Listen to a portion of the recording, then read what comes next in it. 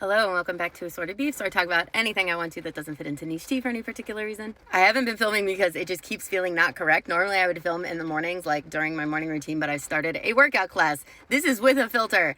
I looked insane. Like, this is the song that came on TikTok automatically when I started filming. What the hell? What the hell? I'm also vaguely shaking, doing my best to account for that. Anyway, moving on. I want to talk about the never-ending saga of Please Don't Buy That, aka Mallerie, versus seemingly like every influencer brand. If you don't know Mallerie, she is a creator on TikTok. Her handle is Please Don't Buy That, and she's someone who is very well educated and knowledgeable in fashion production, design, construction, manufacturing, the whole bit. And the primary focus of her account is to review different brands, predominantly influencer brands, with that knowledge base and provide her opinion. The way she usually does that is someone will say like, hey, can you do this brand? And she'll go and buy a whole bunch of stuff from that brand. And when it comes in, she will take a fine tooth comb to it and say what she likes and does not like about it. And say also like what she would keep and what she's returning. And then in addition to that, like looking at the actual things about the garments that she likes and doesn't like, she will then go and also look at like their marketing and the way they talk about things and their website and their, you know, everything that they put out as a brand in front of consumers to see if, in her opinion, she sees it to be misleading or inaccurate or just anything along those lines. Now, as you can imagine, even if she's just doing influencers and nothing else, there is such a never-ending list of influencer brands for her to work with that her content is just like consistently being put out, and she's picked up a ton of traction, especially in 2025. And because she's picking up more traction, it's turning into a situation where when she doesn't like a brand, which in my experience is more often than not from what I've seen, there ends up being some level of back and forth, and that back and forth with the brand owner and or the influencer's friends or like, you know, their followers, anything like that, that can be anywhere from just like snide comments to like a full-on back and forth that goes on for weeks seemingly. There are a million examples of this, so I'm not going to talk about any particular one. I'll show screenshots as relevant, but generally there's like a two-side situation that's kind of fallen out, even irrespective to any particular influencer brand that she's reviewing. And that's either you like Mallerie and you like what she's saying and you find it helpful and informative and or potentially you're, you know, like a hater of influencer marketing and like that type of stuff and you like that she's like really holding them to the fire, or you don't like what she's doing for whatever reason, and we'll get into those, and you find it to be kind of just like, you know, clickbait for attention to tear people down, negativity, that kind of thing. Starting with Mallerie's side, the general type of stuff that I see her comment on usually is related to, like when we talk about construction, it's like what type of materials are being used? Are these biodegradable or not? Are they breathable? Will they shrink? Will they wash well? Will they wear well? Will they last long? Like that type of stuff. She'll also talk about construction. So like, I don't know, the types of stitching, like were stitches or like things finished? Are there like hanging threads? Like that type of stuff. She'll specifically call out situations where she thinks something is white labeled and go and try and find the white label version. So what that means is like, it's a generic, like there's websites that'll just be like, get your generic hoodie and put your own stuff on it. And so they'll do that. And so it's not like they're making their own thing. They bought it for probably significantly less, put like some sort of like branding on it, and then resold it for like over $100, like that kind of thing she'll want to point out. And she's really passionate about sustainability and claims of sustainability and calling out what's called greenwashing. Greenwashing, in the simplest possible terms, is when you market yourself in a way that implies you are more sustainable, green for the environment, etc., than you are.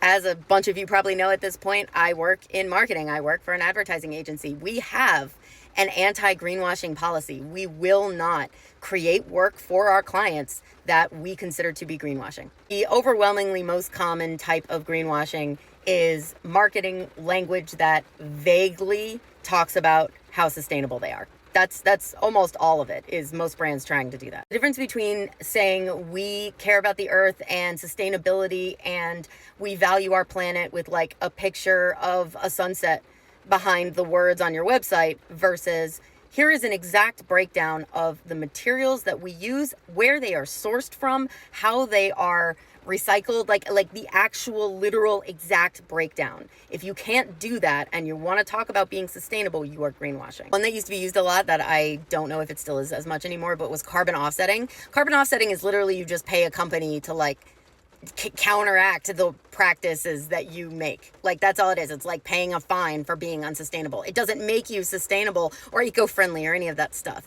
But people would say, oh, we do this much carbon offsetting, and then be like, so we're sustainable. Like, no, you're not. You're just paying money. Mallerie also has very strong personal opinions about people utilizing their own children in their marketing for a number of reasons, both when it comes to like just exposure of young children online, which is again an ongoing societal conversation we're still navigating, like where it's appropriate and how and should be done at all.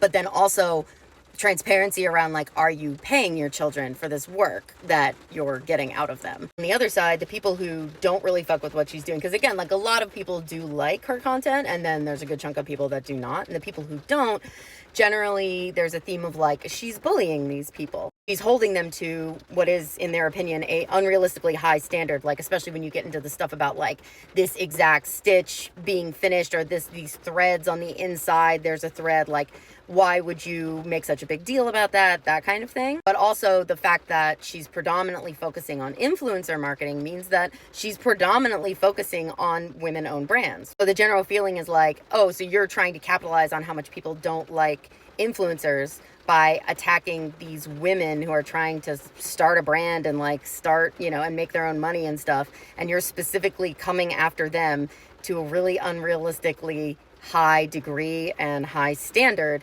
so that you can make money via views and clicks and clout and the whole thing. And then because Mallerie is also focused on the family aspect of like, are you using your own kids for marketing purposes? That then is a big like, why are you bringing my family into it? Like, why are you coming after people's kids? You're making it personal, like that kind of stuff. The rest of this is entirely my opinion, just flagging that. And I'm going to be upfront. I like Mallerie a lot. I have from the get-go, and we've actually been mutuals for a minute now. I like that she's straightforward and clear and detailed in ways about things that like I would never notice or potentially not care about. And I'll be so real with you. When I watch her videos, I'll be like, I own stuff from that brand and I don't care. I love it. I'd buy it again. Dressed in Lala, I just found out she super hates them. And like, I have 2 sweaters from them that I love, and I'm not going to get rid of them or change how I love them because of that. Like, I do that all the time. I've bought stuff that had holes in it because it was so perfect for me in every other way. I just wanted it and I didn't give a shit.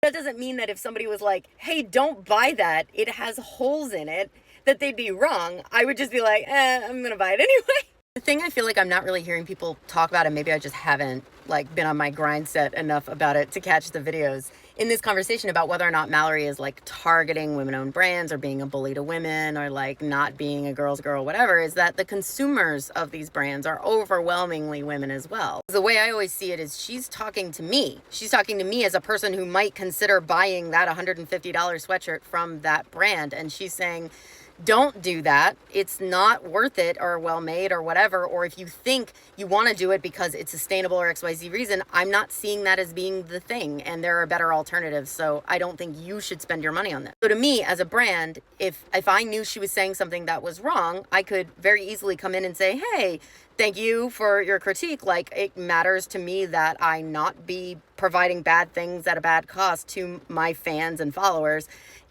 Here's where like I should be more clear about this, or this is actually wrong, or blah, blah, blah, or I'd like to discuss this. I don't see this way. But to me, when a brand comes back and is like, they're bullying me, or they're just spreading lies, and then doesn't say what it is, like what was the lie? To me as a consumer, I hear, this is true. I just don't like being held to this standard. Lately, things have been getting really intense. Like, Mallerie has claimed someone has been threatening to dox her child, her very young child she very intentionally does not put on the internet. Stop it. Get some help. What really frustrates me the most about all of this is that there's a really interesting conversation that I think we do need to have here. We want women to run businesses, and we know launching a business is hard, but at the same time, these are things that are important, and we need to find what that balance is between them. We won't be pushed to find a better solution for how this stuff is done unless we have the conversation.